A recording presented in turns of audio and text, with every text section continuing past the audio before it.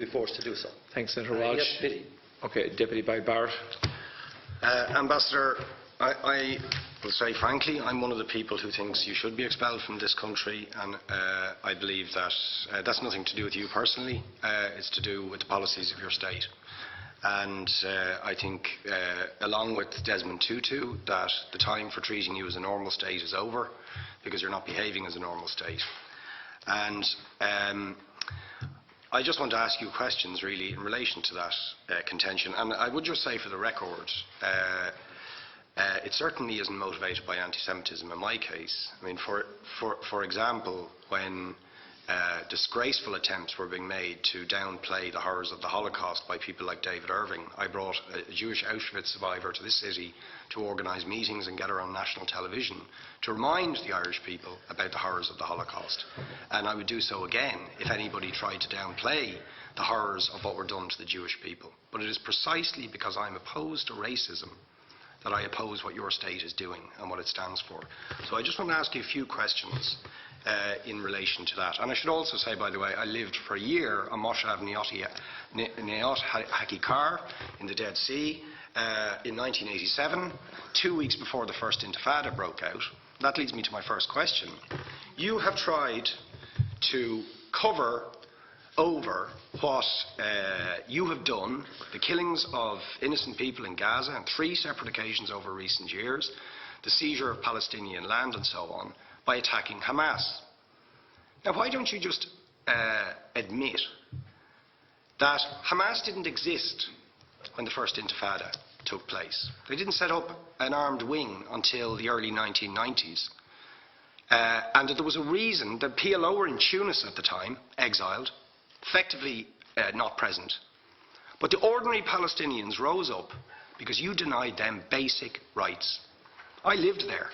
It was apartheid. It was racism. It was endemic. It was rotten. Absolutely, I was shocked within weeks of living there to see how you treated Palestinian people. And isn't it the fact that the law of return, which is the basic law of the Israeli state, is a racist apartheid law because it confers rights on Jews that it denies to Palestinians? It allows, for example, if I was Jewish and had never stepped foot in Israel, I could claim citizenship there tomorrow, but 6 million people whose origins are in what you now call Israel, who were forced out in 1947 or 48, do not have that right. Isn't that part of the reason why the Palestinians are in dispute with Israelis? Because you deny them the right to return to their homes and to their land and to their villages, and that they have a legitimate claim, even under international law, to return, but you deny them that right. Why do you deny them that right? And why do you give that right to other people who have no connection whatsoever with the land, whether you call it Israel or whether you call it Palestine? Why do you continue to seize land, if you're serious about Oslo and the two-state solution? Why do you continue to seize land, which under that agreement is land designated to be Palestinian land? 500,000 people, most of which has taken place since Oslo. You allow that to happen. Why do you allow it to happen if you're serious about giving this land to the Palestinians? It's absolutely extraordinary. And it just, are you not just taking us, Ambassador, for idiots?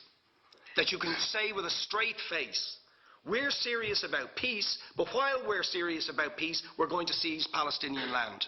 And you expect the Palestinians to just sit back and do nothing about that. And the world to accept that that is an acceptable way to behave. And you asked earlier on, could we have some constructive solutions? Now, you know what the Palestinian people have been asking for. Far less even than some people would ask for. Because I believe the whole apartheid system should be dismantled. But what they've asked for is to lift the siege of Gaza. Just to lift the siege of Gaza. Let them have an airport. Let them have ports. Let them not be dictated to by a government for whom they do not vote as to what can go in and out of their territories, whether they will have power, whether they will have clean water, whether they will have medicine. What makes you think you're allowed to have nuclear weapons and the 4th biggest army in the world and visit destruction on the people of Gaza, but they have no right defend themselves. They have no territorial Deputy, sovereignty could I over that land. Could you ask questions, please? How do you justify that? Yeah. All right. How do you justify those double standards? And very lastly, Ambassador, people like Bishop Tutu, Nelson Mandela, and I would certainly describe your state as an apartheid state, with different laws for people depending on their race or religion.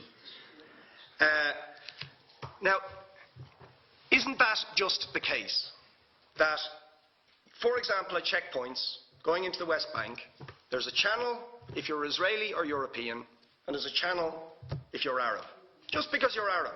If you came into Dáil Éireann and they stopped you and said, "Are you Jewish?" "Oh no, sir, you can't come in through the same entrance as Irish people or European people because you're Jewish," you would call that racism and apartheid. But yet, you practice that with your checkpoints and your military barriers and your apartheid wall. How can you justify that? All right, thank you. Last